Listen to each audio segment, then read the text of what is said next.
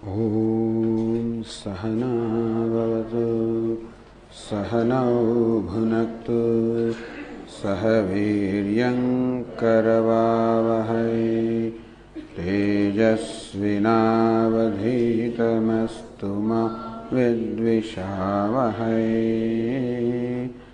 ॐ शान्ति शान्ति शान्ति।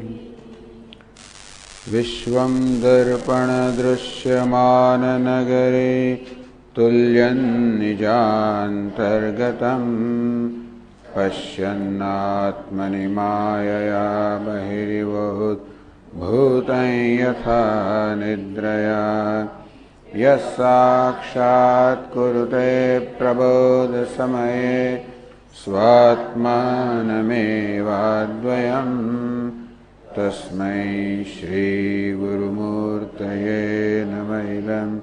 श्रीदक्षिणामूर्तये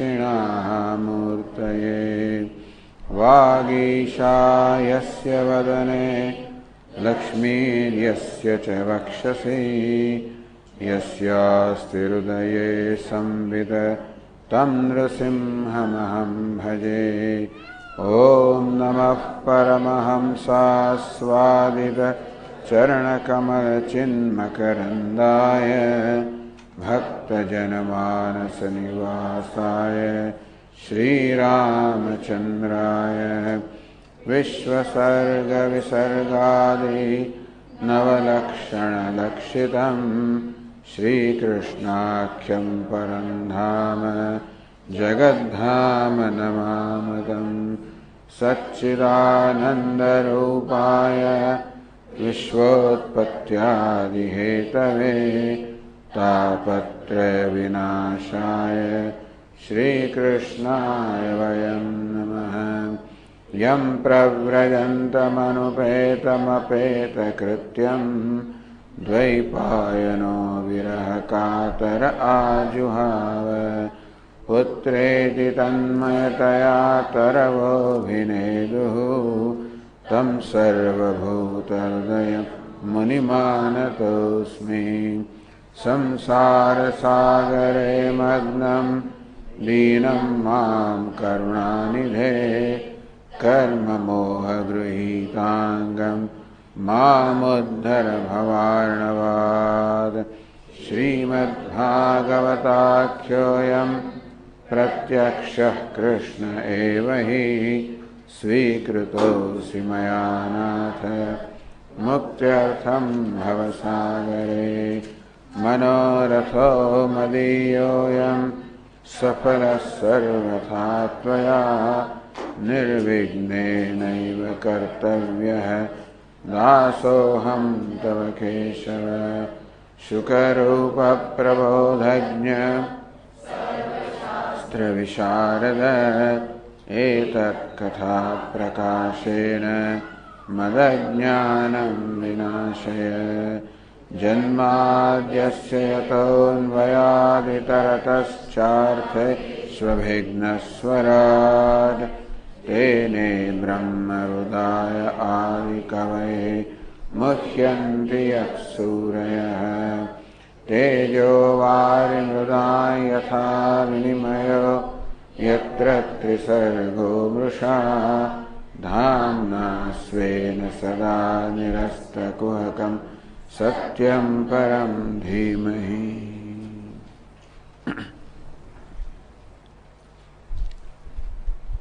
તો ગઈ વખતે આપણે જોયું કેવી રીતે ઉદ્ધવજી ભગવાન કૃષ્ણને શિષ્ય રૂપે જિજ્ઞાસ રૂપે પ્રશ્ન કરે છે, ભગવાનનો ગુરુ રૂપે આશ્રય લે છે, એમને શરણાગત થાય છે.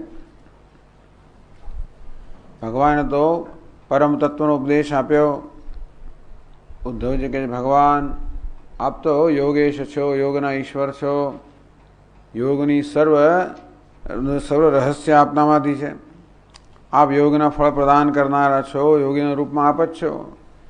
એટલે આપે તો આપની તરફ જોઈને, આપના હોદ્દાને જોઈને ઉપદેશ કર્યો, પરંતુ મારામાં એ ઉપદેશને ગ્રહણ કરવાની કે પચાવવાની કોઈ ક્ષમતા નથી. ઉદ્ધવજી કોઈ સામાન્ય સાધક હોય એ રીતે વાત કરી રહ્યા છે. આ પ્રકારના સંવાદો જ આપણને ઉપલબ્ધ થાય જ્યારે અર્જુન કે ઉદ્ધવ જેવા લોકો હોય જેમને નિમિત્તભૂત બનાવીને માનવ જાત માટે ઉપદેશ કરવામાં આવે. એટલે ઉદ્ધવજી જાણે કે કોઈક સામાન્ય મનુષ્ય રીતે વાત કરી રહ્યા છે. ઘણી વાર પ્રશ્ન પૂછે ને, દેવી અપરાધ ક્ષમાપન સ્તોત્રમાં મયા 85 તે રધિકા બને અપનીતે, તો શંકરાચાર્ય મહારાજ કહે કે મને તો 85 વર્ષથી વધારે થઈ ગયા.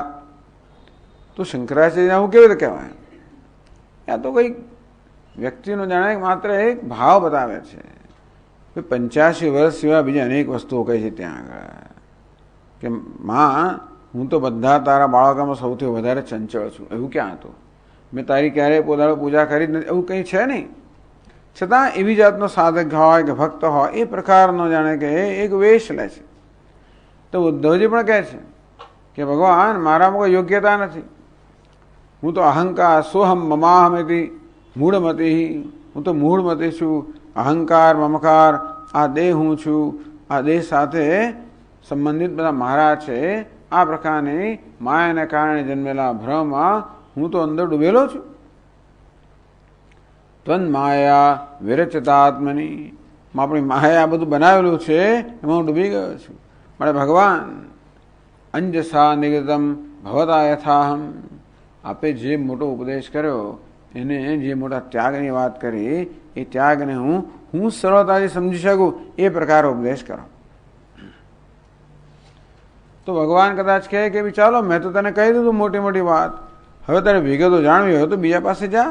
તો કે નહીં, સત્યસ્ય તે સ્વદૃશ્ય આત્મન આત્મનોન્યમ, ભગવાન આપ સત્ય સ્વરૂપ છો. અને તેથી આપ જે નિરૂપણ કરો છો એ આપનું પોતાનું નિરૂપણ કરો છો. સત્ય સ્વરૂપ સત્યનું નિરૂપણ કરે. અને સ્વદૃશ્ય આપ તો સ્વયં દ્રષ્ટા છો, સ્વયં પ્રકાશ છો. આપના જેવું જગતમાં કોઈ છે નહીં. અને તેથી મારો અર્થાત આત્માનો ઉપદેશ કરવા માટે આપના સમાન કોઈ યોગ્ય અધિકારી મને જણાતો નથી. મનુષ્યમાં તો શું અરજા કોઈ દેવતા પાસે? તો કે નહીં, વિભુદેશ્વ અપી નાનું ચક્ષે, દેવતાઓમાં પણ આ પ્રકારનો ઉપદેશ કરવાનો અધિકારી મને કોઈ જણાતો નથી. એટલે શું વાત કરે છે? આટલા મોટા મોટા દેવતાઓ છે, ઇન્દ્ર બ્રહ્માજી વગેરે મોટા દેવતાઓ કે નહીં, સર્વે વિમોહિતા ધિય તવ માયા, ભગવાન બધા દેવતાઓ પણ આપની માયાથી બધા મોહિત થઈ ગયેલા છે. બ્રહ્માદય તનુભૃત, આ બ્રહ્માજી વગેરે મોટા મોટા દેવતાઓ પણ પોતાના દેહમાં અભિમાન ધરાવીને બહિરર્થ ભાવા, આ બહારના વિષયોને સાચા માને છે. અને તેથી એ બધા આપની માયામાં લપટાઈ ગયા છે. અને તેથી આ ઉપદેશ આપ જ કરી શકો, બીજું કોઈ ના કરી શકે. પણ આપ જ મને કહો. તસ્માત ભવંતમ અનવદ્યમ અનંતપારમ, મારે ભગવાન આપ તો નિર્દોષ છો. ભવંતમ અનવદ્યમ, કોઈ દોષ આપનામાં નથી. બીજા બધા અનેક પ્રકારના દોષ ધરાવનાર હોય છે. અનંતપારમ, ભગવાન આપ તો દેશ કાળ બધી મર્યાદાથી પર છો. બીજા બધા મર્યાદામાં હોય છે. સર્વજ્ઞમ, ભગવાન આપ તો સર્વજ્ઞ છો, આત્મતત્વને જાણનારા છો. અકુંઠ વિકુંઠ દિશ્યમ, આપ તો પોતાના સ્થાનથી પોતાના સ્વરૂપથી ક્યારેય ચ્યુત થયા જ નથી. બે કોઈ વક્તાવા હોઈ શકે નહીં. માટે હું આપને શરણે થયેલો છું. નિર્વણધિ વૃજનાભિતપ્ત, આ સંસારી સંતપ્ત થયેલો છું ભગવાન, અને મારામાં મને વૈરાગ્ય જન્મ્યો છે. હું આપને શરણ થયો છું. નારાયણમ નરસખમ શરણમ પ્રપદ્યે, શિષ્યસ્તેહમ સાધિમામ ત્વામ પ્રપન્નમ, ભગવાન આપનો શિષ્ય છું, આપને શરણાગત થયો છું. એમ કહે છે નારાયણમ નરસખમ, ભગવાન આપ સ્વયં નારાયણ છો અને નરના સખા છો, આપના ભક્તોના સખા છો. આપે તો ભક્તો પર ઉપકાર કરવા માટે, અનુગ્રહ કરવા માટે કેટલા અવતાર ધારણ કર્યા. તેથી આપ મારા સખા છો, સુહૃદ છો, હિતચિંતક છો. હું આપનું શરણ દઉં છું, આપ મને ઉપદેશ કરો. આ પ્રકારે ઉદ્ધવજીએ ભગવાન સમક્ષ આ પ્રકારે નિવેદન કર્યું.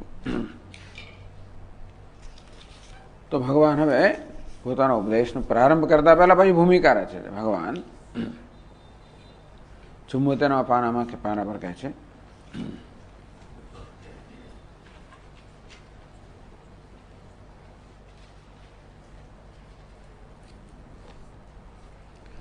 શ્રી ભગવાન ઉવાચ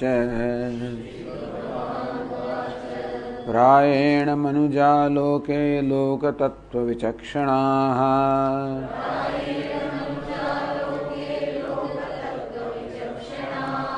સમુદ્ધરન્તિ હ્યાત્માનમાત્મનૈવાશુભાષયાદ સમુદ્ધરન્તિ હ્યાત્માનમાત્મનૈવાશુભાષયાદ. પ્રાયણ મનુજાહ લોકે કે છે કે હે ઉદ્ધવ, આ જગતની અંદર આ મનુષ્ય જેવા છે જે મોટે ભાગે લોક તત્વ વિચક્ષણા મનુજાહ, આ જગતની અંદર લોક તત્વ વિચક્ષણા, આ લોક અર્થાત જગતનું જે તત્વ છે એ તત્વને સમજવામાં વિચક્ષણ અર્થાત એ પ્રકારની વિવેક બુદ્ધિ ધરાવનારા કોઈક એવા હોય છે. આમ ભગવાન અહીંયા આગળ મનુષ્યની દુર્લભતાની વાત, મનુષ્ય દેહની ઉપાધિની દુર્લભતાની વાત કરી રહ્યા છે.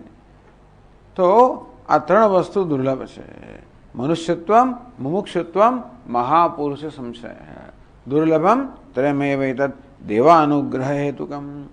આ તો ઈશ્વરના એકમાત્ર અનુગ્રહથી પ્રાપ્ત થાય છે મનુષ્યત્વ. એટલે ભગવાન અત્યારે આ મનુષ્ય ઉપાધિ છે ને એની પ્રશંસા કરી રહ્યા છે. તુલસીદાસજીમાં બધા લોકો કરે છે.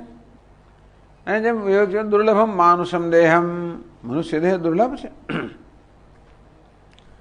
તો એવામાં પણ મુમુક્ષુત્વમ, મનુષ્ય તો ઘણા બધા હોય છે, એમાં કોઈ મુમુક્ષ હોય, એમાં કોઈ વિવેકી હોય, અર્થાત પોતાના જીવનના અનુભવથી કંઈક શીખતો હોય. લોક તત્વ વિચક્ષણા, તો આ લોક અર્થાત જગતનું જે તત્વ છે, લોક અર્થાત જે કે અનુભવનો વિષય છે, આ જગત કહો, વિષયો કહો, આ દેહ કહો, ઉપાધિ કહો, આ બધાનું તત્વ શું છે? ટૂંકમાં જે લોકો માત્ર આ બહારના જે નામરૂપ છે એના પૂરતી પોતાની દ્રષ્ટિ મર્યાદિત નથી રાખતા, પરંતુ પોતાના જીવનના અનુભવોના કારણે જેમનામાં આ પ્રકારની ઈચ્છા જિજ્ઞાસા જન્મી છે કે ભાઈ આ જગતનું તત્વ કંઈ છે, આ મારું તત્વ કંઈ છે. લોક તત્વ વિચક્ષણા, આ પ્રકારે તત્વનું દર્શન કરવાની કે વિવેક કરવાની વિચક્ષણતા અર્થાત જેમણે એ પ્રકારની કુશળતા પ્રાપ્ત કરેલી છે એવા કેટલાક લોકો હોય, બહુ નથી હોતા.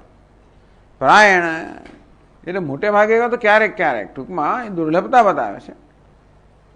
તો એવા લોકો જે હોય સમુદ્ધરંતિ આત્માનમ આત્મનૈવ અશુભાષયાદ, તો આવા લોકો જે છે એ વાસ્તવમાં પોતાની જાતનો ઉદ્ધાર કરે છે. અસંભાવના વિપરીત ભાવનાભ્યામ ઉપદિષ્ટમ તત્વમ. સીધા સ્વામી કે ભાઈ તત્વનો ઉપદેશ કરવામાં આવે તો પણ અસંભાવના રહી જતી હોય છે, વિપરીત ભાવના રહી જતી હોય છે. અસંભાવના તત્વનો શું ઉપદેશ કરે? તું બ્રહ્મ છે, ના હોય. અસંભાવના હું કઈ બ્રહ્મ હોતો હોઈશ? હું તો જીવાત્મા છું, અલ્પ છું અને બ્રહ્મ પૂર્ણ છે, હું કેમ હોઈ શકું? અસંભાવના. વિપરીત ભાવના હું તો કરતા છું, ભોગતા છું, સુખી છું, દુઃખી છું. ઈશ્વર ના હોય, અસંભાવના. ઈશ્વર કે જણાતો નથી ક્યાંય, પણ ક્યાંય દેખાતો નથી. ઈશ્વરો તો જગતમાં આવું હોય, ઈશ્વરો જગતમાં અન્યાય હોય, ઈશ્વરો તો આ પ્રકાર આવું કેમ હોય? જો ભગવાન હોત તો મારા જન્મ આવા અનુભવ કેમ થાય છે? કેમ ભગવાન એમને આવું કરે છે? અને કરતોય હોય છે. લોકો બિચારા ખરેખર જેનું એટલું દુઃખ આવી પડતું હોય છે જેનું કંઈ અંત જ નથી આવતો. થાય કે ભગવાન નામની વસ્તુ કોઈ છે? અસંભાવના. વિપરીત ભાવના લાગતું નથી, એ તો બધા શૈતાન જ લાગે છે એવું પણ લાગે ટૂંકમાં. એટલે આવી અસંભાવના, વિપરીત ભાવના આવું બધાના મનમાં હોય, એક અથવા બીજા અંશે. આવું હોવાને કારણે આપણને તત્વનો ઉપદેશ કરવામાં આવે તો પણ એ આપણને ઉપદેશ અંદર જચે નહીં, બેસે નહીં. તત્વમ અનવગાહમાનમ પ્રતિ, તેથી એ તત્વનું જ્ઞાન થતું નથી હોતું આ પ્રકારની અસંભાવના, વિપરીત ભાવના હોવાને કારણે. તન નિવૃત્ત, એને નિવૃત્ત કેમ કરવી? ગુરુ ઉપદેશમ વિના આત્મના એવ, ભગવાન અહીંયા મનુષ્યની પ્રશંસા કરી રહ્યા છે કે જો મનુષ્ય કેવો છે કે આવી અસંભાવના વિપરીત ભાવના બધું હોય તો પણ આત્મના એવા ગુરુના ઉપદેશ વગર પણ આત્માનમ સમુદ્ધરંતી એ પોતાની જાતનો ઉદ્ધાર કરી શકે છે. સ્વ અન્વય વ્યતિરેકાભ્યામ તત્વ પ્રતિપત્તિર્ભવતી ભગવાન હવે બતાવે છે. અને પછી પહેલા ભગવાન શું કરે છે કે કેવી રીતે મનુષ્યને તત્વનું જ્ઞાન થાય. અન્વય અને વ્યતિરેક છે. અન્વય એટલે પ્રવૃત્તિ, વ્યતિરેક એટલે નિવૃત્તિ. એવું સરળ અર્પણ થાય કે છે એની પછી. પરંતુ ટૂંકમાં આ મનુષ્ય પોતાને માટે શું હિત કરનાર છે, શું પોતાનું અહિત કરનાર છે એ વસ્તુ સમજી શકે છે. આગળ બતાવશે અન્વય અને વ્યતિરેકથી. એ તો આપણે જાણીએ છીએ વેદાંતની અંદર કે કેવી રીતે અન્વય વ્યતિરેકથી તત્વનું જ્ઞાન થાય. જેવી રીતે જાગ્રતમાં તો જાણે કે સ્થૂળ સૂક્ષ્મ કારણ શરીર બધું હોય. સ્વપ્નમાં તો સ્થૂળ શરીર ત્યારે પણ આત્મા હોય છે. સ્વપ્નમાં સ્થૂળ શરીર હોતું નથી ત્યારે આત્મા હોય છે. સુષુપ્તિમાં સૂક્ષ્મ શરીર હોતું નથી ત્યારે પણ આત્મા હોય છે. સમાધિમાં કારણ શરીર હોતું ત્યારે પણ આત્મા હોય છે. આમાં આત્માનો બધે અન્વય છે. આ બીજા બધાનો વ્યતિરેક છે. આ પ્રકારે અન્વય વ્યતિરેકથી પોતાના તત્વને જાણવાની ક્ષમતા મનુષ્ય ધરાવે છે. હોય એવા દુર્લભ લોકો છે.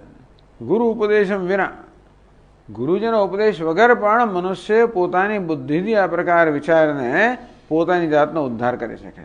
ઉદ્ધરેત આત્મના આત્માનમ નાત્માનમ અવસાદયેત.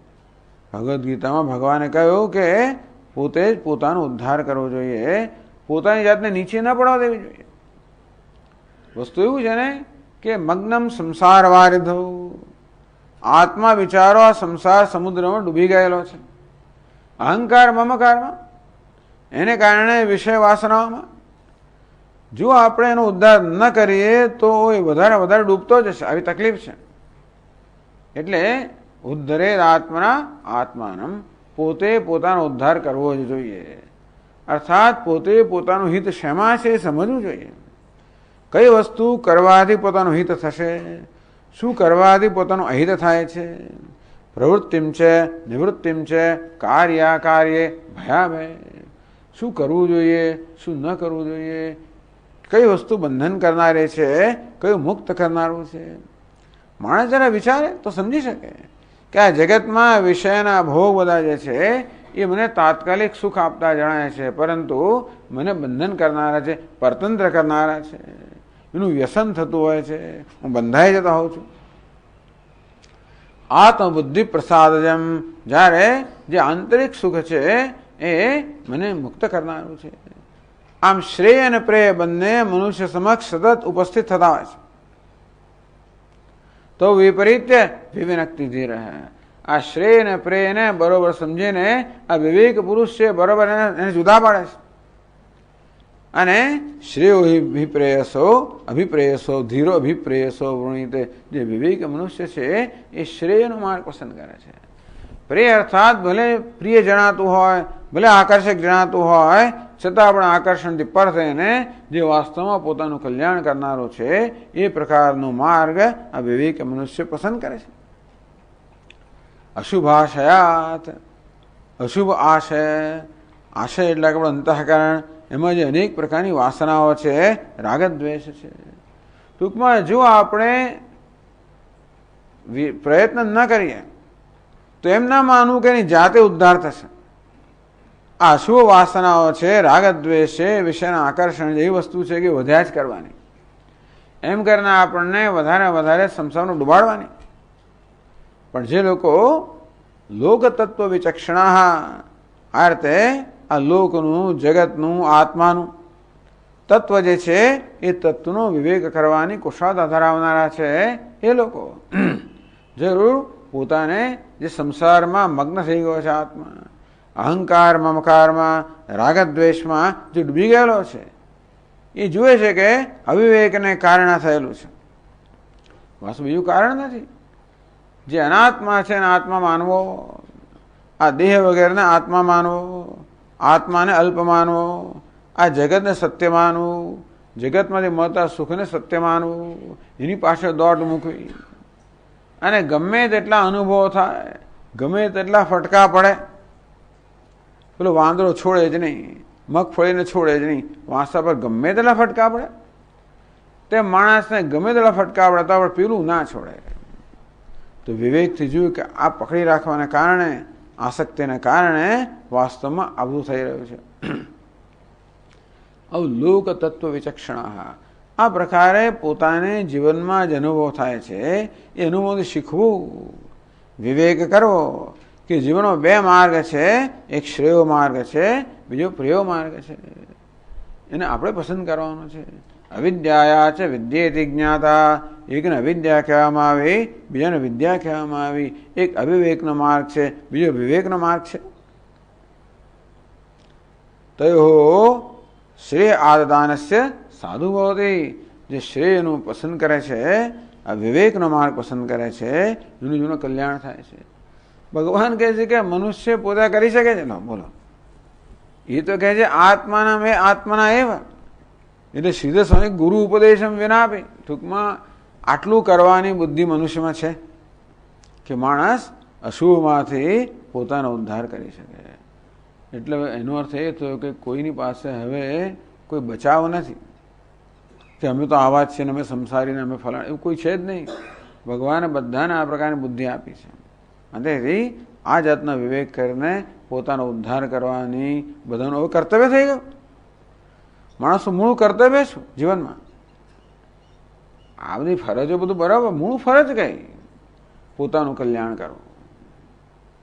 કારણ કે એ જ ખરેખર મનુષ્યની બુદ્ધિ આગળ કહે છે પોતે જ કે મનુષ્યની બુદ્ધિમાં ખરેખર એની વિશેષતા આ જ છે. બાકી ખાવું પીવું ને આ બધું કરવાની બધું બધા પ્રાણીઓમાં છે, પરંતુ આ વિવેક કરવાની એક વિશેષતા મનુષ્યમાં જ છે. ચાલો, એટલે આ રીતે અન્વય વ્યતિરેકાભ્યામ તત્વ પ્રતિપત્તિ ભવતી, એ કહેવા માટે ભગવાન આ ભૂમિકા રચે છે. એ ભૂમિકા રચ્યા પછી અવધૂતનો ઇતિહાસ કહેશે.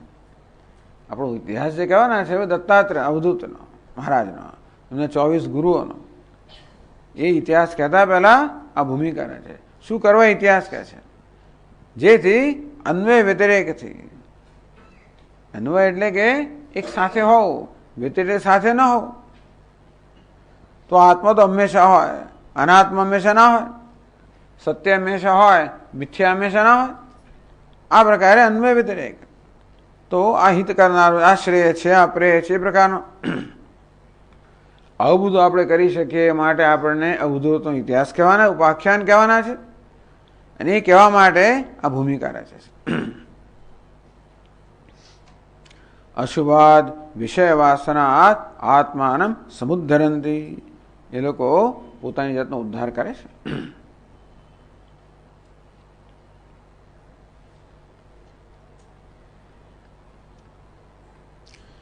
એ જ વસ્તુ કહે છે કે કેવી રીતે અન્વય વ્યતિરેકથી મનુષ્ય પોતાનો ઉદ્ધાર કેમ કરી શકે. 20મા શ્લોકમાં કહે છે, આત્મનો ગુરુરાત્મૈવ પુરુષસ્ય વિશેષતઃ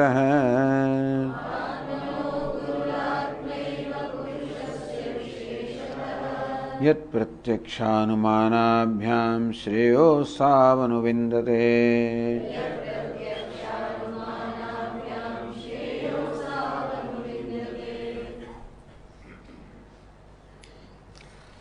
આત્મન ગુરુ આત્મા એવા કે છે કે આત્માનો ગુરુ આત્મા જ છે. પશ્વાદી શરીરે બી, માત્ર માણસમાં જ નહીં, બધાય પ્રાણીઓ અંદર આત્મા જ ખરેખર ગુરુ છે, માર્ગદર્શક છે. બધા જોજો ને, કૂતરું હોય, બિલાડું હોય, બધા લોકો જાણે છે કે ક્યાં જવું, શું કરવું, શું ના કરવું, ક્યાં ભય રહેલો છે, ક્યાં નિર્ભયતા છે, ક્યાં મને ખાવાનું મળશે. એટલે આહાર, નિદ્રા, ભય, મૈથુનમ, સામાન્ય મેથડ. ક્યાંથી આહાર પ્રાપ્ત કરવો, કેમ પોતાની ઇન્દ્રિયોને તૃપ્ત કરવી, કેવી રીતે પોતાનો બચાવ કરવો, આ બધું ટૂંકમાં આ એમને કોઈ કહેવાનું નથી હોતું. ગુરુ કદાચ માં થોડું શિક્ષણ આપતી હશે. આ બચ્ચાઓ જન્મે ત્યાં તમે જોજો, જોવા જેવું હોય છે. આ પેલી કૂતરી હોય ને એના નાના બચ્ચાઓ હોય ને પછી પેલી બિલાડી પણ એ બધા આમ કેમ કૂદવું, કેમ શિકાર કરવો, આ બધા આમ બતાવતી હોય છે. મેં જોયેલું છે. હશે થોડું ઘણું. મોટે ભાગે તો આ પ્રકારની સૂઝ લઈને દરેક પ્રાણી આવેલું છે. તેથી પોતાનું હિત શેમાં છે અને અહિત શેમાં છે એ સમજવાની બુદ્ધિ દરેક પ્રાણીમાં છે. ખરેખર તો બધા પ્રાણીમાં મનુષ્ય એક બુદ્ધુ છે, એને નથી. બાકી મનુષ્ય સિવાયના બધા લોકો આ પ્રકારની સૂઝ લઈને જન્મેલા. એક માણસ એવો છે કે એની જાતને નુકસાન કરે, એ પડી જાય, એ હાથ અગ્નિમાં નાખે, એ જાતનું કરે. આ માણસનું જ બાળક એવું છે ને બધું કહેવું પડે.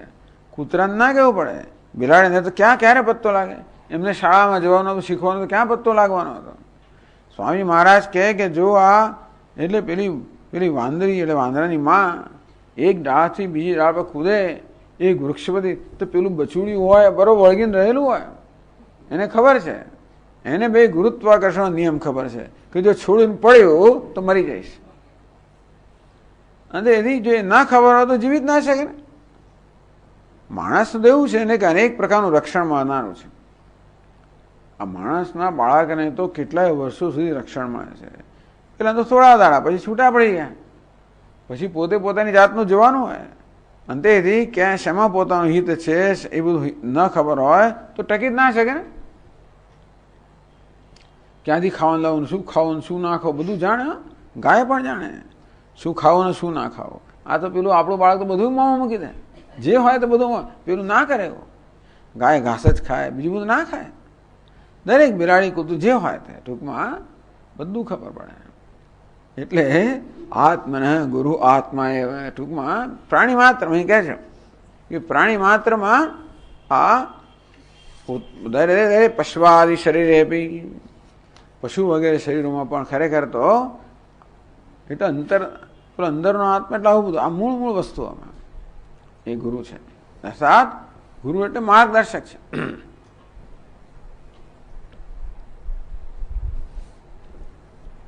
પુરુષસ્ય વિશેષતઃ, ખાસ કરીને મનુષ્ય દેહ છે એમાં વિશેષતઃ શ્રેય એટલે કે છે યત પ્રત્યક્ષાનુમાનાભ્યામ શ્રેયોત્સાહન વિંદતે.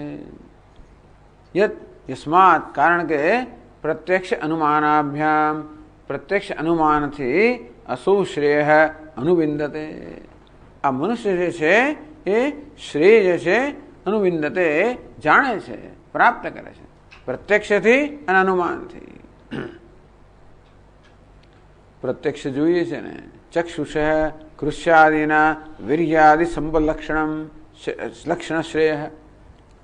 પ્રત્યક્ષ આપણે જોઈએ છીએ કે જો બીજાને જોઈએ ને કે જો આવી રીતે ખેતરની અંદર આ પ્રકારે બધા બીજ વાવ્યા હોય તો અનાજ પ્રાપ્ત થાય, આટલામાંથી બહુ બધું મળે આપણને જોઈએ છે આપણે. આમ જે ભૌતિક સમૃદ્ધિ છે એ પણ આપણે પ્રત્યક્ષથી સમજીએ છીએ. પ્રત્યક્ષ અર્થાત જે આપણા અનુભવનો વિષય છે એ દ્વારા આ જગતની સંપત્તિ કેમ પ્રાપ્ત કરવી એ આપણે જોઈએ છીએ. અને માણસ સમજવું તો સમજી જાય. બધા લોકો કે પેલા અગ્નિમાં હાથ નાખીને દાઝવાની જરૂર નથી. પેલું હું થયું એકવાર પછી ફરી વાર ના જાય, તો બીજાને દાઝતો જો પોતે ના દાઝે પછી. અને બીજું એન્જિનિયરિંગમાં જાય તો કેવો કમાય, મેડિકલ બધાને પ્રત્યક્ષ જોઈએ છે કે આમ કરવાથી આપણું શું કલ્યાણ થાય, કેમ સમૃદ્ધિ વધે, શું થાય જોઈએ છે. એથી આગળ વધીને જો પ્રત્યક્ષમાં જોઈએ કે લોકો કેવા બિચારા ફસાય છે, આ દુનિયામાં કેટલા બધા ખત્તા ખાય છે. ટૂંકમાં આપણે શું એ પણ અમે સમજી શકાય કે શું કરવાથી શું થાય છે. મોટે ભાગે તો લોકો પેલા ઘેટાની જેમ જ ચાલતા હોય છે, જોયા કર્યા વગર બીજા કર્યા જ કરતા હોય છે. કે ખોટું હોય છે એવું નથી કહેવા માંગતો, પણ માણસ જયારે જોયે તો સમજી શકે ખરો દુનિયાની અંદર. પ્રત્યેક અનુમાનાભ્યામ અનુમાનથી પણ સમજી શકે કે જેવી રીતે આ લોકમાં સત્કર્મ કરવાથી સમૃદ્ધિ મળે તેમ પરલોકની અંદર પણ આ યજ્ઞ યાગાદિ કરવાથી મને સ્વર્ગ વગેરે મળે. પ્રત્યક્ષ અને અનુમાનથી એટલે વૈરાગ્ય પ્રાપ્ત થાય. એટલે જ વિવેક ચોડામણે કહ્યું ને કે સા જિહાસા તદ વૈરાગ્યમ જિહાસાયા દર્શન શ્રવણાદિભિ તો દેહાદિ બ્રહ્મ પર્યંતે અનિત્ય ભોગ્ય વસ્તુની. કે આ બધી અનિત્ય વસ્તુઓ છે એ તો ક્યારેય મારું કલ્યાણ કરવાની નથી. આ દુનિયામાં કોઈનું કલ્યાણ કર્યું નથી ને મારું કલ્યાણ નહીં કરે. પણ ચાલો સ્વર્ગમાં જઈએ તો સ્વર્ગમાં પણ એ જ પ્રકારના, ચાલો બીજા પ્રકારની ઉપાધિ હોય, બીજા પ્રકારના વિષય હોય, પણ વસ્તુ એની એ જ છે. આ રીતે પ્રત્યક્ષ અનુમાનાભ્યામ અસૌ શ્રેય અનુવિંદતે. આ મનુષ્ય શરીર અર્થાત પોતાનું કલ્યાણ શેમાં છે એ સમજી શકે છે. આમાં શરીરનો તો મોક્ષ પણ થાય. બાકી પેલું કલ્યાણ તો બધા જુએ છે, બીજા પશુઓ પણ જુએ છે કે ખાવાનું કેમ મેળવવાનું છે, પરંતુ પોતાનું કલ્યાણ કેમ થાય, મોક્ષ કેમ પ્રાપ્ત થાય,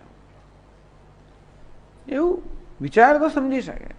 જીવનમાં સફળતા કેમ પ્રાપ્ત કરવી, સફળતા કોને કહેવાય? આપણે જોઈએ કે લોકો કેટલા ધન સંપત્તિ પ્રાપ્ત કરે છે અને તો બિચારા દુઃખીના દુઃખી. એટલે કેટલી બધી પ્રાપ્તિ થવા છતાં પણ માણસ દુઃખમાંથી મુક્ત થતો નથી. એનો અર્થ એ હતો કે આ બધી વસ્તુઓમાં દુઃખમાંથી મુક્ત કરવાનું સામર્થ્ય નથી. કેટલી બધી સંપત્તિના ઢગલા વચ્ચે માણસ સુખી નથી હોતો. એનો અર્થ આ બધાને સુખ આપવાનું સામર્થ્ય નથી. આ પ્રત્યક્ષ જોઈ શકાય ને, તો એ સુખ ક્યાંથી મળે? એમ અંતરમાંથી મળવું જોઈએ, શુદ્ધ અંતઃકરણ મળવું જોઈએ. અને તેથી માણસ પછી આ રીતે સત્કર્મમાં, પુણ્ય કર્મમાં, ધર્મમાં પ્રવૃત્ત થાય. નહીં તો કોણ થાય? આ રીતે ધર્મથી મારા જીવનનું કલ્યાણ થાય, અધર્મથી વાસ્તવમાં હું મારા પોતાનું અહિત કરી રહ્યો છું. અને એ રીતે એ ધર્મ માર્ગમાં પ્રવૃત્ત થાય, અધર્મથી નિવૃત્ત થાય. અન્વય વ્યતિરેક. આમ પ્રત્યક્ષ અનુમાનાભ્યામ ઘણું બધું. ટૂંકમાં પ્રત્યેક પોતાનો અનુભવ, અનુમાન એટલે બુદ્ધિ ચલાવીને સમજવું. અસૌ શ્રેય. આગળ ભગવાન પોતે પણ કહે છે પ્રત્યક્ષ અનુમાન વગેરેથી પણ આ મનુષ્ય શ્રેય અર્થાત પોતાનું કલ્યાણ કરી શકે છે. એટલે કે પોતાનું કલ્યાણ કરવાની ક્ષમતા મનુષ્યમાં છે. અને કોઈનો ઉપદેશ ના મળે તો પણ, એટલે અમે એવું નથી કહેતા કે ઉપદેશ પ્રાપ્ત ન કરવો જોઈએ, પણ આ તો માત્ર મનુષ્ય ઉપાધિની ભગવાન માત્ર પ્રશંસા કરી રહ્યા છે. ભગવાનને સંતોષ છે પોતાની રચનાથી. આખું જગત ભગવાને રચ્યું, પોતે રચના કરી હોય, સર્જન કર્યું, જોઈને સંતોષ થાય ને આપણને કે સારી વસ્તુ હોય તો. તેમ ભગવાને પણ આ મનુષ્ય ઉપાધિ જોઈને સંતોષ થાય છે કે અમે બહુ ખરેખર સુકૃતમ બતા. દેવતાએ ભગવાને કહ્યું કે ભગવાને ખૂબ સુંદર સર્જન કર્યું.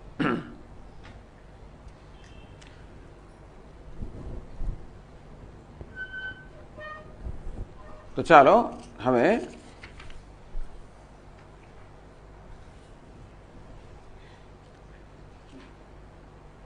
તત્ર પ્રત્યક્ષમ દર્શયતી. પ્રત્યક્ષ અનુમાનથી મનુષ્ય પોતાના જીવનનું કલ્યાણ શેમાં છે નિર્ણય કરી શકે છે. તો પ્રત્યક્ષ કેવી રીતે? પુરુષત્વે ચ મામ ધીરા સાંખ્ય યોગ વિશારદાઃ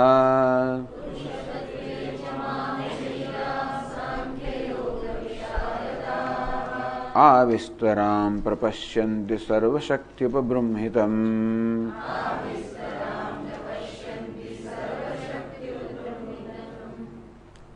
આ પુરુષત્વે જે વાપરવામાં આવ્યું ને એ વેદમાંથી આવે છે. પુરુષત્વે છે આ વિસ્તરામ, આ શબ્દો છે ને એ વેદમાંથી આવે છે. પુરુષત્વે છે આ વિસ્તરામ આત્મા સહી પ્રજ્ઞાનેન સંપન્નતમ વિજ્ઞાતમ વદતિ વિજ્ઞાતમ પશ્યતિ વેદસ્વસ્તનમ વેદલોકાલોકૌ મર્ત્યેન અમૃતમ ઈપ્સતિ ઇत्येवं સંપન્ન. આવું વેદમાં કહેવામાં આવ્યું કે મનુષ્ય કેવો સંપન્ન છે.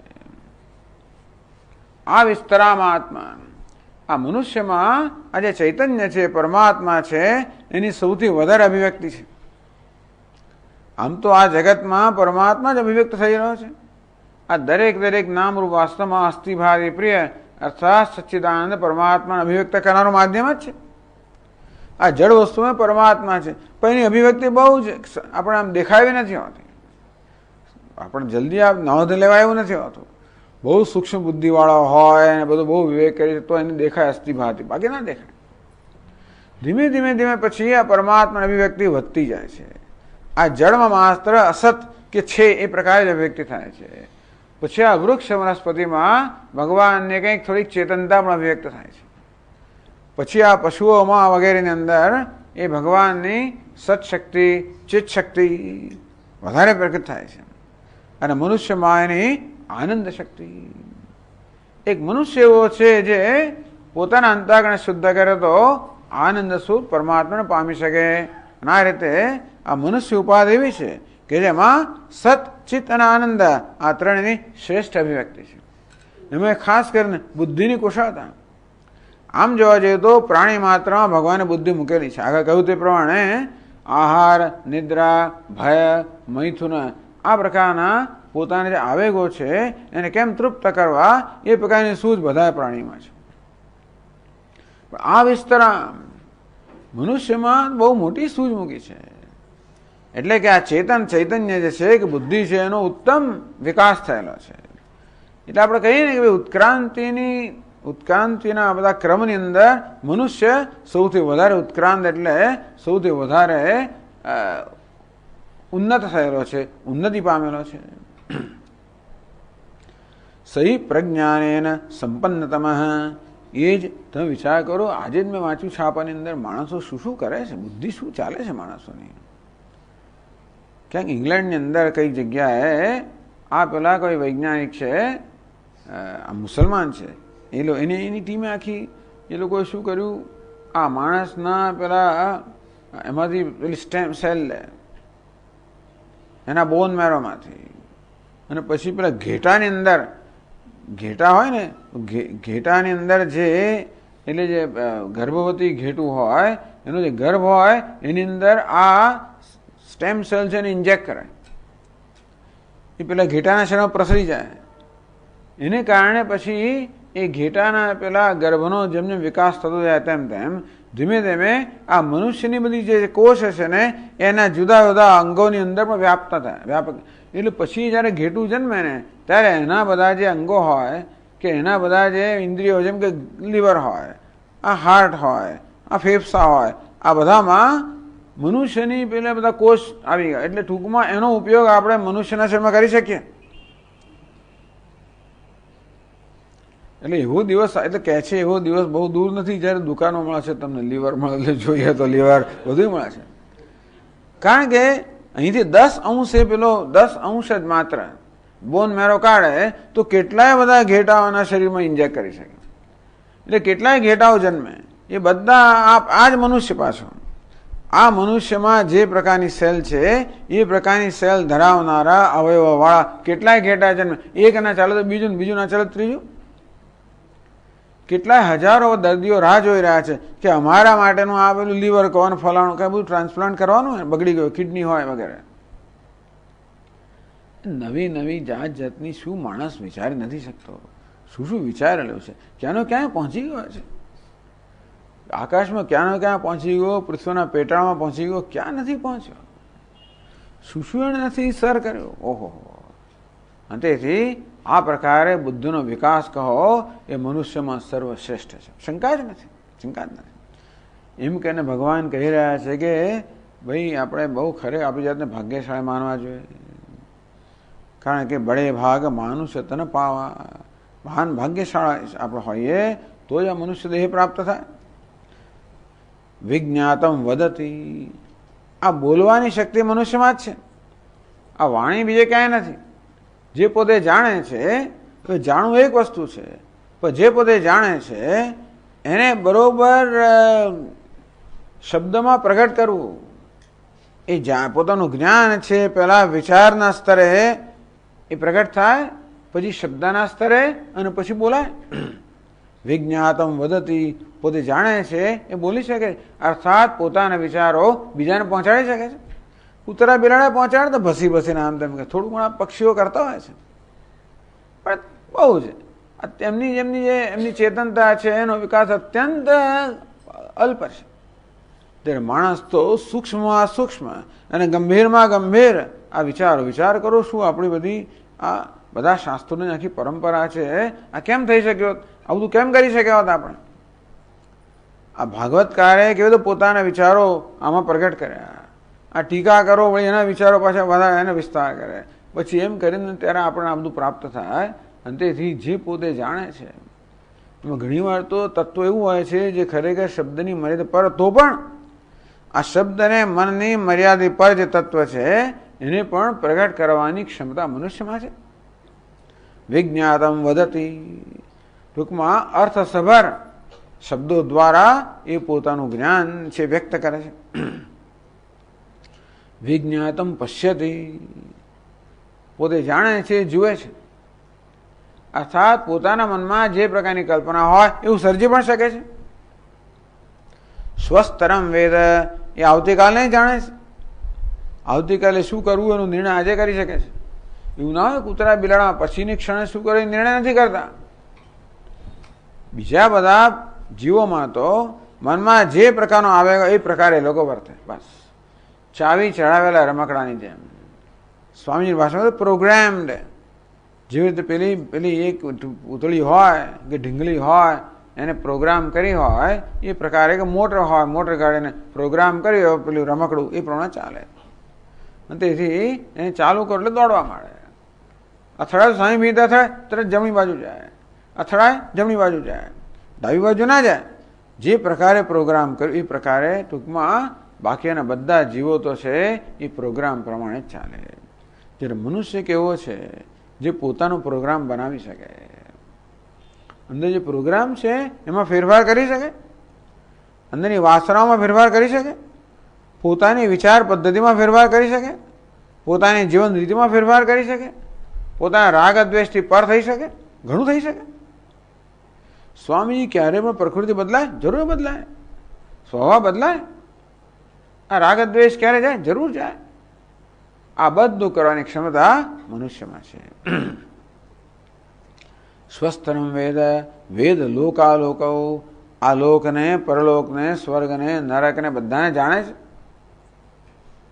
મર્ત્યેને અમૃમ વિશતી, એની પાસે શરીર તો મર્ત્ય છે અને ઈચ્છે છે શું? એની મહત્વાકાંક્ષા જો.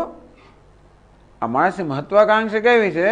આ મર્ત્ય શરીરથી એ અમરતા ઈચ્છે છે, મોક્ષ ઈચ્છે છે, અમૃતત્વમાં શું અમરતાને ઈચ્છે છે.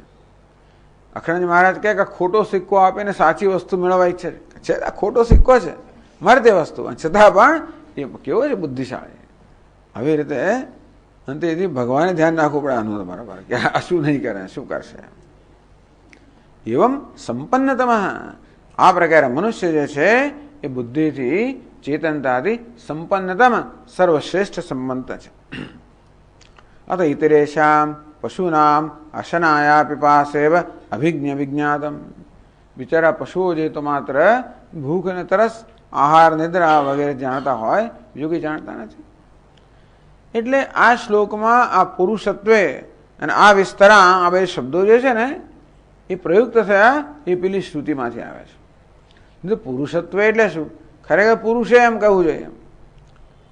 પુરુષત્વ એટલે પુરુષે કહેવું છે.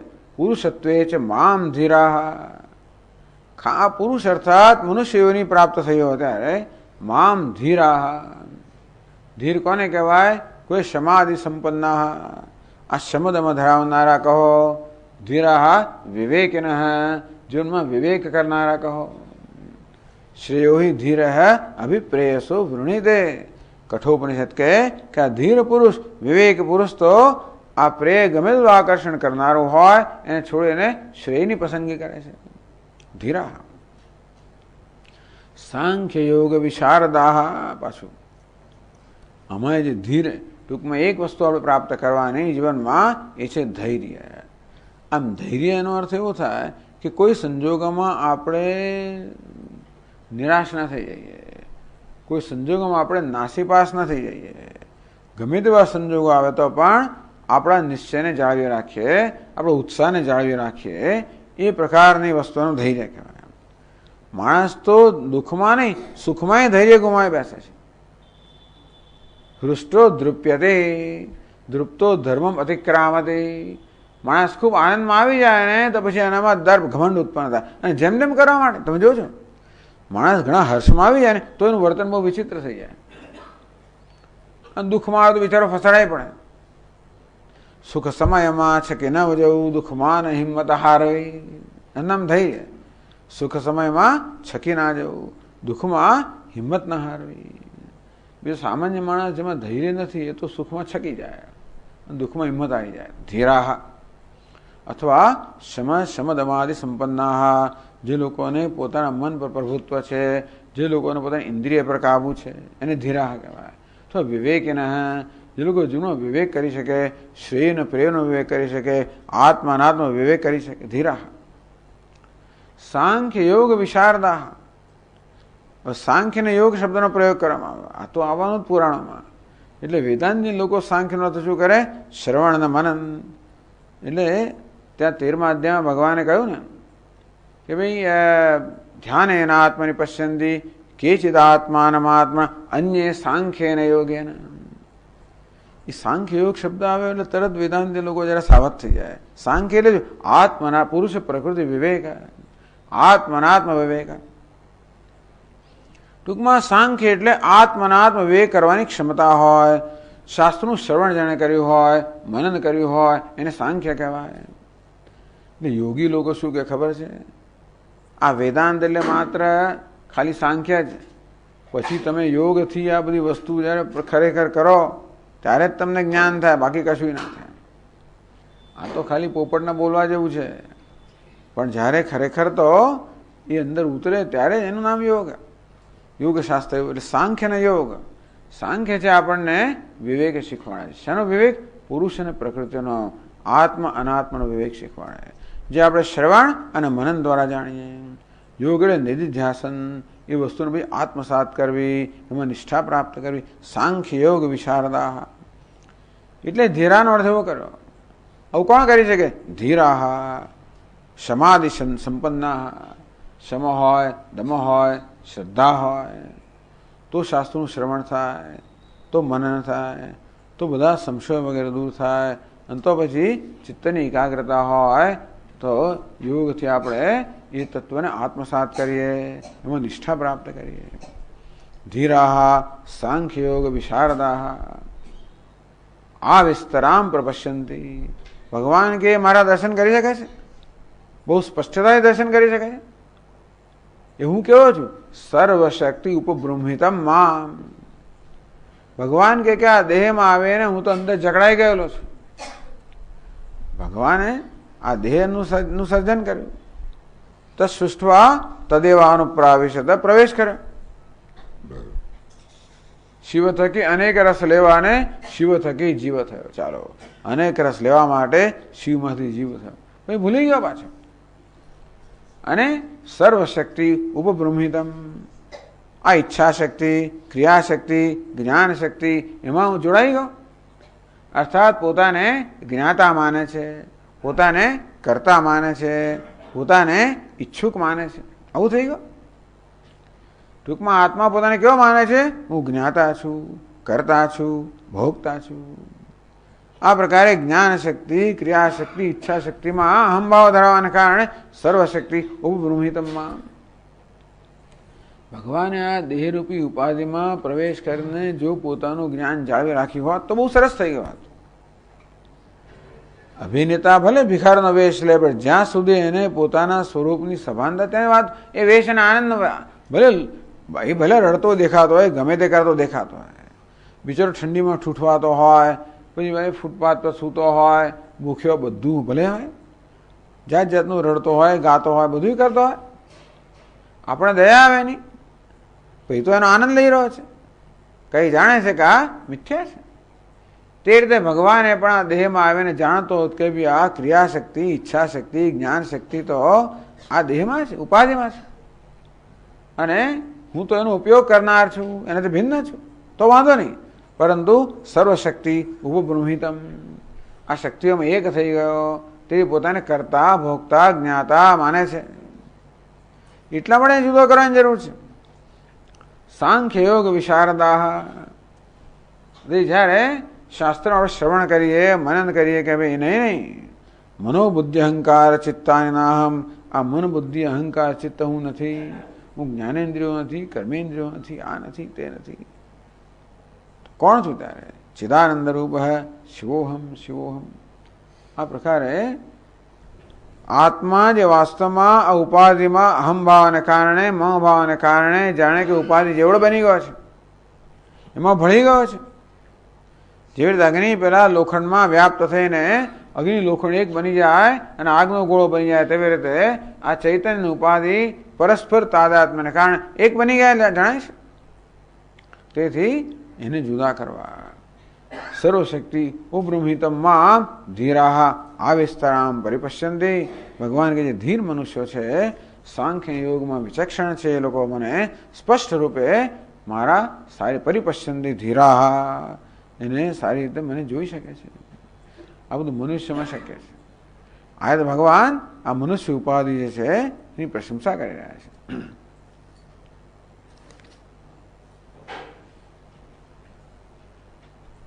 અતઃ પુરુષત્વમ સ્તૌતી. હોવાને કારણે પુરુષત્વમ એટલે મનુષ્યત્વમ એની સ્તુતિ કરે છે. કે છે 22મા શ્લોકમાં, એક દ્વિત્રિચતુષ્પાદો બહુપાદસ્તથા પદઃ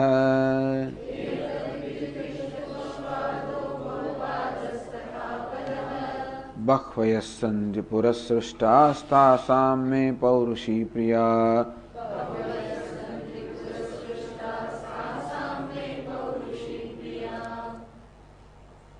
બહ્વ્યઃ એક દ્વિ ત્રિ ચતુષ્પાદ બહુપાદ તથા અપદ બહ્વ્યઃ સંતિ સંતિ પુરઃ. ભગવાન કે આ પુરી તો ઘણી. પુરુષ કોને કહેવાય? પુરી શયનાથ પુરુષ.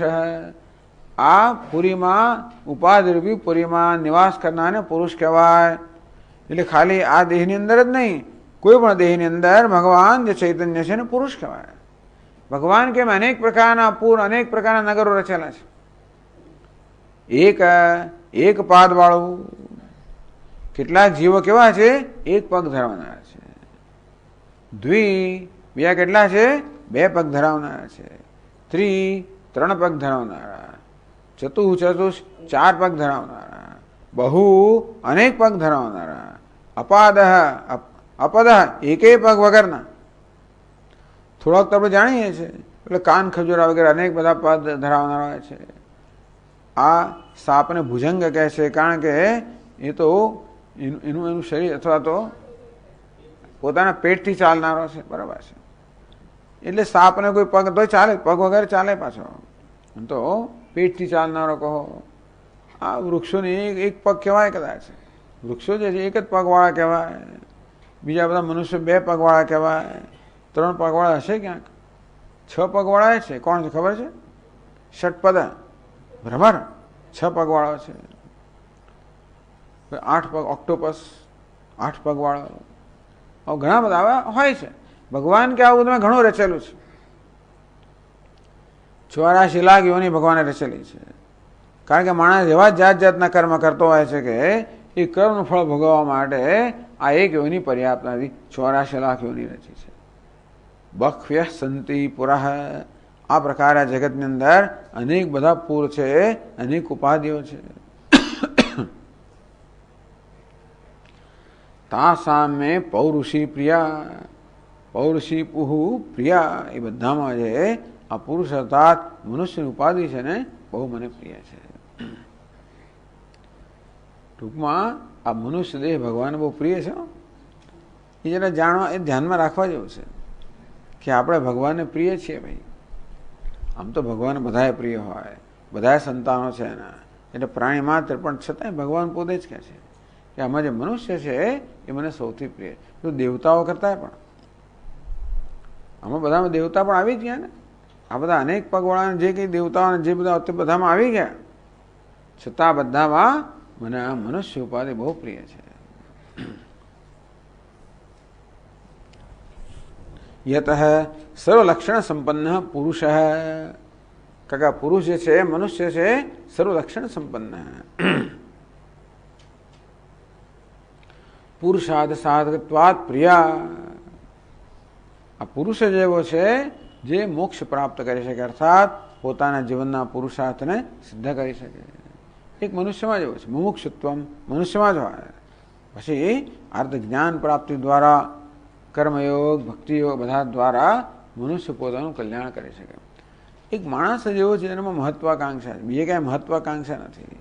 બીજા બધા લોકો પોતા જેવા છે તેવા સંતુષ્ટ છે. એટલે કૂતરાને બીજું બિલાડી બનવાનો કે બિલાડીને કૂતરું બનવાનો કંઈ વિચાર આવે જ નહીં કે હું આ તો બીજું બની જાઉં, એવું નહીં થાય.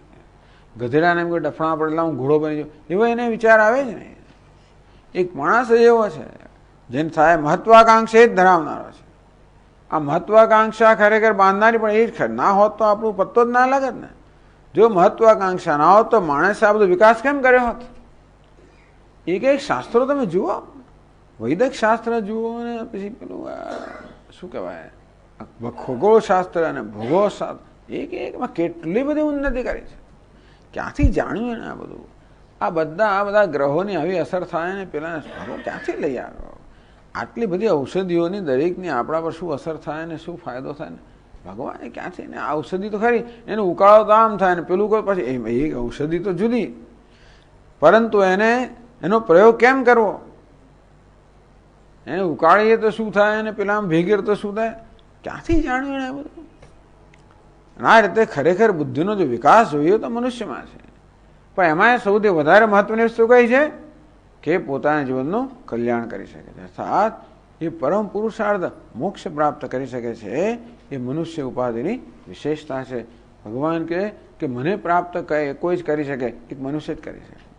મનુષ્ય જ માત્ર ભગવાનને પ્રાપ્ત કરી શકે, મને ભગવાનને પ્રિય છે એવું કહેવાય. ભગવાન પક્ષપાતી તો ના કહેવાય. પ્રિય છે એટલે શું? ટૂંકમાં ભગવાનનો પ્રિય છે, અર્થાત ઈશ્વરનો અનુગ્રહ જે છે એને અનુભવવાની ક્ષમતા એક મનુષ્યમાં છે. એવું તો ના કહેવાય કે એક ભગવાનને વધારે પ્રિય અને બીજાને ઓછો પ્રિય, એવું તો ના કહેવાય. છતાં પણ ભગવાનનો પ્રેમ જે છે ને એ અનુભવવાની ક્ષમતા એક મનુષ્યમાં છે, એ તો ખરું જ ને. એટલા માટે ભગવાન એમ કહે છે કે મને સૌથી પ્રિય છે.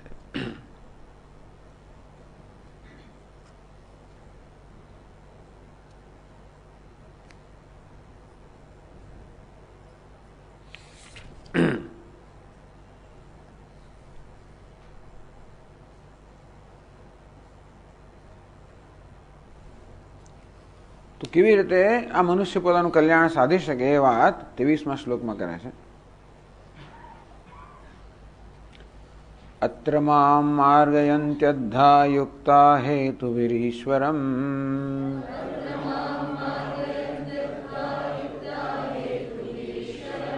ગૃહ્યમાણૈર્ગુણૈર્લિંગૈરગ્રાહ્યમનુમાનતઃ.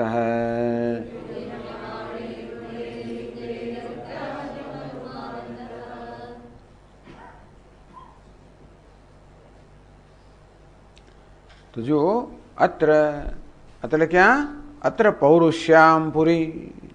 આ બધા જે નગર સર્જવામાં આવ્યા એમાં મનુષ્યનું આ જે પુરુષ છે ને ઉપાધિ છે એમાં મામ માર્ગયંતી. ભગવાન શા માટે કહે છે કે મને મનુષ્ય સૌથી પ્રિય છે? અથવા એમ કેમ કહેવાય કે મનુષ્ય જાણે છે કે ભગવાનનો ખરેખર મારા પર અનુગ્રહ છે? આ પ્રકારની વિવેક બુદ્ધિ આપીને ભગવાને મનુષ્ય પછી ઉપકાર કરીને શું વાત કરવી? મામ માર્ગયંતી, ભગવાન કે મારું અન્વેષણ કરે છે. યુક્તા અદ્ધા એટલે સાક્ષાત મારું અન્વેષણ કરે છે, મને જાણે છે. કોણ છે? યુક્તાહા, જે લોકો ચિત્તની એકાગ્રતા ધરાવનારા છે. મામ ઈશ્વરમ અદ્ધા માર્ગયંતી, હું જે ઈશ્વર છું એનું લોકો અન્વેષણ કરે છે. કેવી રીતે? ગૃહ્યમાણૈ ગુણૈ લિંગૈ. આ બધા તો કંઈ સમજ પડે એવા કોઈ વાક્યો છે જ નહીં, પણ તો આ ટીકા કરો સમજા. શું ગૃહ્યમાણૈ ગુણૈ એટલે શું? લિંગૈ એટલે શું? યુક્તા અપ્રમત્તા અગ્રાહ્યમ માર્ગયંતી અનુમાનતઃ. અનુમાનથી, એમાં પછી અર્થાપત્તિ પણ આવી જાય. અર્થાપત્તિ અને અનુમાનથી એ લોકો વાસ્તવમાં મારું જ્ઞાન પ્રાપ્ત કરે છે, મારો સાક્ષાત્કાર કરી શકે છે. અગ્રાહ્યમાં ભગવાન કે હું ગ્રહણ કરી શકાયો નથી. ગ્રહણ કરવું એટલે ટૂંકમાં જેને આપણને ઇન્દ્રિય વડે જ્ઞાન થયું કે મન વડે જ્ઞાન થયું. ઇન્દ્રિય કે મનથી પ્રત્યક્ષ થઈને આપણે ગ્રહણ કરીએ. ટૂંકમાં આપણે જ્ઞાનેન્દ્રિયો દ્વારા શબ્દ સ્પર્શ વગેરે વિષયોને ગ્રહણ કરીએ છીએ. મન દ્વારા સુખ દુઃખ લાગીનું ગ્રહણ કરીએ. ગ્રહણ કરવું એટલે સમજવું, જ્ઞાન પ્રાપ્ત કરવું, અનુભવ કરવો. તો આ રીતે ભગવાન કહે અગ્રાહ્યમ, ઇન્દ્રિયોનો કે મનનો વિષય નથી. નહીં તો ભગવાનને બધા જોઈ લીધો હોત. જો ભગવાન ઇન્દ્રિયો દ્વારા અનુભવાતો હોત કે મન દ્વારા પણ એની કઈ કલ્પના થઈ શકતી હોત તો માણસે તો જરૂર એને પકડ્યો હોત, પણ નહીં. અગ્રાહ્યમ, અગ્રાહ્યમ ગ્રાહયંતી, છતાં એને ગ્રહણ કરેલા છે. ભગવાન કે એ પ્રકારની બુદ્ધિ માણસમાં આપી છે મેં. જો બુદ્ધિનો સદુપયોગ કરે તો જે સામાન્ય રીતે અગ્રાહ્ય છે, અર્થાત સામાન્ય રીતે આ બધી જે અગોચર છે, જે પહોંચની બહાર છે, ઇન્દ્રિયોની પહોંચની બહાર છે, મનની પણ સાક્ષાત પહોંચની બહાર છે, એને પહોંચી જાય ખરવા માણસ અનુમાનથી, અર્થાપત્યથી. ગૃહ્યમાણૈ ગુણૈ માં બધા સાક્ષાત મૃગયંતી. બે પ્રકાર કયા? ગૃહ્યમાણૈ બુદ્ધ્યાદિભિ ગુણૈ હેતુભિ. ગૃહ્યમાણૈ અગ્રાહ્યમ માર્ગયંતી, જે ગ્રહણ થઈ શકે છે, અર્થાત જેનું જ્ઞાન થઈ શકે છે એવા સાધનો વડે જે આ સાધનથી પર છે એને પામી શકે છે. ગૃહ્યમાણૈ, ગૃહ્યમાણ એટલે જ અનુભવનો વિષય છે. આ શરીર, ઇન્દ્રિયો, મન, બુદ્ધિ, આ કેવા કઈ કક્ષામાં આવે? ગૃહ્યમાણૈ. તો અહીં તો બુદ્ધિની વાત કરે છે કે બુદ્ધિથી આ મનુષ્ય અગ્રાહ્ય અનુમાનત અગ્રાહ્ય માર્ગયંતી. આ બુદ્ધિ વડે માણસ જે છે એ પરમાત્મા જે બુદ્ધિનો વિષય નથી એને પણ એ લોકો શોધી કાઢે છે. કેવી રીતે? ગૃહ્યમાણૈ ગુણૈ અને લિંગૈ. લિંગ એટલે અનુમાન દ્વારા, ગુણ એટલે ઉપમા, આપણે અર્થાપત્તિ દ્વારા. તો અહીંયા સીધો સમય સમજાવે છે કે ભગવાન આમાં આ બે પ્રકારના અનુમાનની વાત કરે છે. અર્થાપત્તિના અનુમાનમાં ગણી લે તો આગળ પ્રત્યક્ષની વાત કરી, હવે અનુમાનની વાત કરે છે કે એક તો અર્થાપત્તિ. અર્થાપત્તિ શું કહેવાય? અન્યથા અનુપત્તિ. આમ ના હોય તો આમ ના હોઈ શકે. એટલે જે કેનું ઉપનિષદમાં પ્રશ્ન કરે છે ને, કે નેષિતમ પતતિ પ્રેષિતમ મનઃ. ઉપનિષદમાં આ જિજ્ઞાસુ કોઈ આચાર્ય પાસે જાય છે અને પ્રશ્ન કરે છે કે ભગવાન એવું કયું તત્વ છે જેને કારણે આ મન વિચારે છે, આંખો જુએ છે, કાન સાંભળે છે, આ પ્રાણ પણ આ બધું પોતાની પ્રવૃત્તિ કરે, કયું તત્વ છે? એવો પ્રશ્ન કેમ છે? કારણ કે આ બધા જડ છે. આ મન, ઇન્દ્રિયો બધા જડ છે અને એ જાણે છે કે આ જડ કોઈ વસ્તુ હોય દુનિયામાં ક્યારે પણ સ્વયં પ્રવૃત્તિ ના કરી શકે. જો કે ચેતન અધિષ્ઠાતા હોય તો જડની પ્રવૃત્તિ હોઈ શકે. આ રીતે ઇન્દ્રિયો વગેરે જે જડ છે અને છતાં પ્રકાશમાન છે. તો બુદ્ધિનો કોઈ પ્રકાશક ખરો? આ બુદ્ધિ જાણે કે પ્રકાશિત હોય એવી જણાય છે. ઇન્દ્રિયોમાં પ્રકાશિત હોય કારણ કે ઇન્દ્રિયો પોતાના વિષયને પ્રકાશિત કરે છે. આ બુદ્ધિ પણ બધા ખ્યાલોને પ્રકાશિત કરે છે, વિષયોને પ્રકાશિત કરે છે. આ તો જડ છે. તો એમને પ્રકાશિત કરવાનું સામર્થ્ય ક્યારે હોય? એમનું કોઈ પ્રકાશિત કરનાર હોય ત્યારે કોઈ પ્રકાશક હોવો જોઈએ. એટલે કે આ જડ બુદ્ધિ વગેરે સાધનો પોતાના વિષયોને પ્રકાશિત ન કરી શકે જો એમનો કોઈ પ્રકાશક ન હોય તો. આ રીતે અર્થાપત્તિ દ્વારા આ મનુષ્ય વિચાર કરી શકે કે ચૈતન્ય હોવો જોઈએ, આ બુદ્ધિનો પ્રકાશક હોવો જોઈએ. એક વસ્તુ ઈશ્વરમ પ્રેરિતારમ, વળી આનો કોઈ પ્રેરક હોવો જોઈએ. આ બધા કરણ સાધનો છે, ઇન્દ્રિયો સાધન છે, મન પણ સાધન છે, ખરું કે નહીં? તો ઇન્દ્રિયો તો જોવાનું સાધન છે. ઇન્દ્રિયો જુએ છે એનો અર્થ શું થયો? કોઈ જોનાર હોવો જોઈએ. વાણી બોલે છે માટે બોલનાર હોવો જોઈએ. બાકી વાણી બોલી કેમ શકે? જેવી રીતે આપણે કોઈ કુહાડી નામ જોઈએ લાકડા ફાડતી, ભલે કઠિયારો ના જોતા હોય પરંતુ આપણે અનુમાન કરી શકીએ કે આ કુહાડી જે કરણ છે એ ત્યારે જ કાર્ય કરી શકે જ્યારે કોઈ કરતા હોય ત્યારે. એટલે આ કરણ છે એ પરથી આપણે કર્તાનું અનુમાન કરીએ. ખરું બધું જાત જાતનું છે. અને તો આ રીતે જ્યાં આગળ કરતા એટલે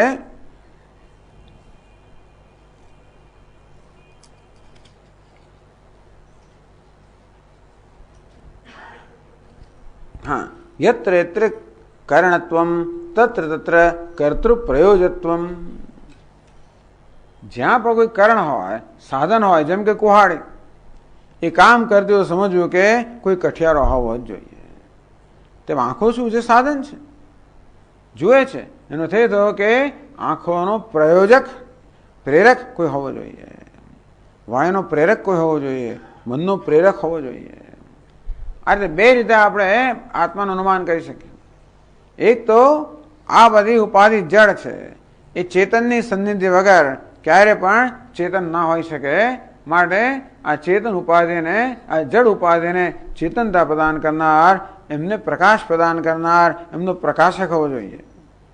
સાથે સાથે એમને પ્રેરિત કરનાર કોઈ કર્તા હોવો જોઈએ. એક આત્મા દ્રષ્ટા હોવો જોઈએ અને પ્રેરક હોવો જોઈએ. આ રીતે મામ અનુમાનત અગ્રાહ્યમ માર્ગયંતી. કે માણસ બધું કરે બેઠા બેઠા, માત્ર એક ધૈર્ય હોવું જોઈએ. અને ધૈર્ય એટલે અંતર્મુખતા હોવી જોઈએ. બેઠો બેઠો માણસ તો કર્યા, એનું અનુમાનથી આ બધું વિજ્ઞાન જે છે બધું અનુમાનની ઉપજ છે ને. માણસ જુએ પ્રત્યક્ષ, એ પરથી કે આ કેમ પડ્યું, નીચે કેમ પડ્યું, ઉપર કેમ ગયું, આમ કેમ થયું, 90 જાતના શોધી કાઢે એ અનુમાનથી. તો અનુમાનથી માણસ દુનિયાનું જેમ તેવી રીતે એ જ માણસ અંદર જોવા માંડે. એનું અંતર્મુખતા તો આ વિચાર જન્મે. કસ્મિન ભગવો વિજ્ઞાતે સર્વ વિજ્ઞાતમ ભવતી. હે ભગવાન, એવું કોઈ તત્વ છે જેને જાણો ત્યાં બધું જણાઈ જાય? એવું કોણ છે જે મારા મનને, બુદ્ધિને પ્રેરિત કરે છે, પ્રકાશિત કરે છે? આ પ્રકારનો વિચાર માણસને આવે? ના આવે એવું નહીં. એટલે ભગવાન કહે છે કે લોક તત્વ વિચક્ષણા. આ રીતે જે તત્વનું ચિંતન કરવામાં વિચક્ષણ છે, એ લોકો કોઈની મદદ વગર, એટલે કોઈની મદદ ના લેવે એમ નહીં, પણ ટૂંકમાં મનુષ્યની બુદ્ધિમાં આટલી કુશળતા છે, આટલી ક્ષમતા છે કે એ ભગવાનને આ પ્રકારે જાણી શકે, બધા મારો સાક્ષાત્કાર કરી શકે. ઓમ.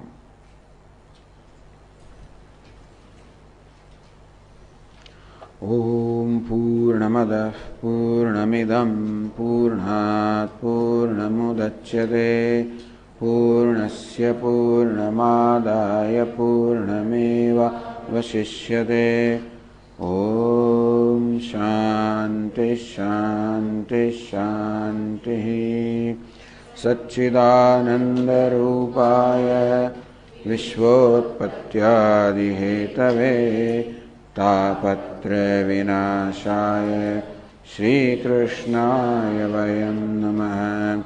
જન્માદ્યસ્ય યતોન્વયાદિતરતઃ ચાર્થેષ્વવિઘ્નસ્વરાટ્ તેને બ્રહ્મહૃદાય આદિકવये મુહ્યन्ति યત્સૂરયः તેજો વારિમૃદાં યથા વિનિમયો यत्र त्रिसर्गो मृषा धाम्ना स्वेन सदा निरस्तकुहकं सत्यं परं धीमहि. ओम शांति शांति शांति. हरि ओम. श्री गुरुभ्यो नमः. हरि ओम.